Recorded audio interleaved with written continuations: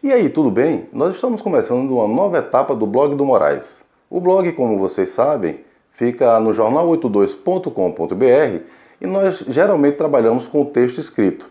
Agora nós resolvemos também gravar vídeos eventuais com comentários sobre a política de Alagoas, sobre a política nacional, que é tema do nosso blog, e nós podemos também aqui abordar outros temas como literatura, cultura. Mas o mais importante é que nós queremos dar mais essa alternativa ao nosso leitor, porque nós entendemos que alguns assuntos mais complexos e pela correria do dia a dia muitas vezes fica muito difícil para o leitor acompanhar o texto escrito, parar para fazer aquela leitura. Então sejam bem-vindas, sejam bem-vindos ao nosso vídeo de estreia, e nós hoje vamos falar aqui sobre a decisão do Lula de sustentar essa candidatura dele à presidência até o limite possível, né, dos prazos que as justiças consideraram. Foi uma decisão polêmica e muita gente discutiu isso, algumas pessoas ficaram contra, outras ficaram a favor. Houve eleitores que se decepcionaram, eleitores até petistas que mudaram de posicionamento, até decidiram votar em outros candidatos, especialmente no Ciro Gomes, em consequência dessa confusão, dessa espera toda. O assunto é polêmico, é fato, mas eu estou entre os que acham que a estratégia do PT foi uma estratégia acertada. E por que eu acho que essa estratégia foi acertada? Para que nós possamos entender a estratégia que o Lula adotou, sustentando essa sua candidatura até o limite máximo possível, que foi ontem, terça-feira, dia 11 de setembro, é preciso lembrar do impeachment da Dilma. Logo após o impeachment da Dilma Rousseff, com toda aquela confusão que se seguiu, foi golpe, não foi golpe, algumas autoridades judiciárias, principalmente, chegaram a propor a cassação do registro do Partido dos Trabalhadores, do PT, né, enquanto partido. Gilmar Mendes foi um deles, eu acho que o próprio juiz Moro também chegou a falar algo a respeito. E a partir disso o partido começou a minguar, começou a perdeu muitas prefeituras que tinha conquistado, perdeu alguns governos estaduais, né? E a partir disso havia uma rejeição muito alta ao PT. Então a primeira questão que envolve a candidatura do Lula diz respeito a uma estratégia de salvar o Partido dos Trabalhadores desse ostracismo, dessa alta rejeição que o partido vinha enfrentando. Por quê? Porque se o Lula não fosse candidato, era muito provável que o PT não conseguisse firmar as alianças necessárias para disputar as eleições estaduais desse ano. É lógico que, em termos de alianças formais, o PT ficou com o PCdoB, né? Mas outras alianças regionais, locais, estaduais foram firmadas pelo partido, principalmente com partidos que deram sustentação ao governo do Lula e que agora voltaram a fazer essas alianças. E por que isso era possível? Dada a popularidade do Lula.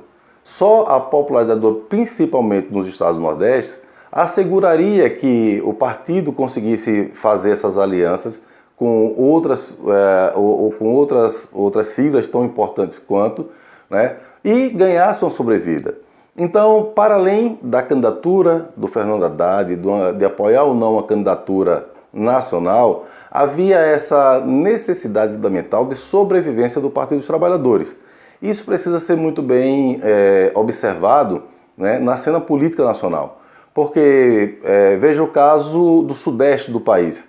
Só ali no sudeste você tem 3 petistas com amplas possibilidades de chegarem ao Senado Federal. No Rio de Janeiro, o Lindenberg Farias pode se reeleger ao Senado. Em São Paulo, o Eduardo Suplicy lidera com folga a corrida pelo Senado Federal. E em Minas Gerais, a própria ex-presidente Dilma Rousseff também lidera com bastante folga em relação ao segundo colocado, né, na corrida eleitoral pelo Senado Federal. Então veja a importância da estratégia do PT de manter o Lula como candidato a presidente. Isso sem falar no Nordeste, né?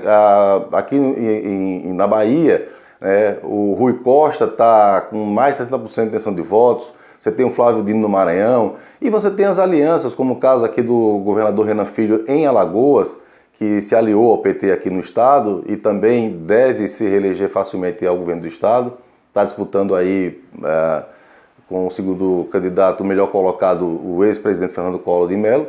Então veja, essa é uma situação que só é possível graças à candidatura do Lula. A outra questão que envolve isso é o próprio resguardo do nome que iria disputar a eleição. Porque veja, bastou o Fernando Haddad despontar lá atrás como uma alternativa petista à presidência da República, e a gente pôde observar que setores da mídia, assim como do judiciário, já começaram a atacar o Fernando Haddad.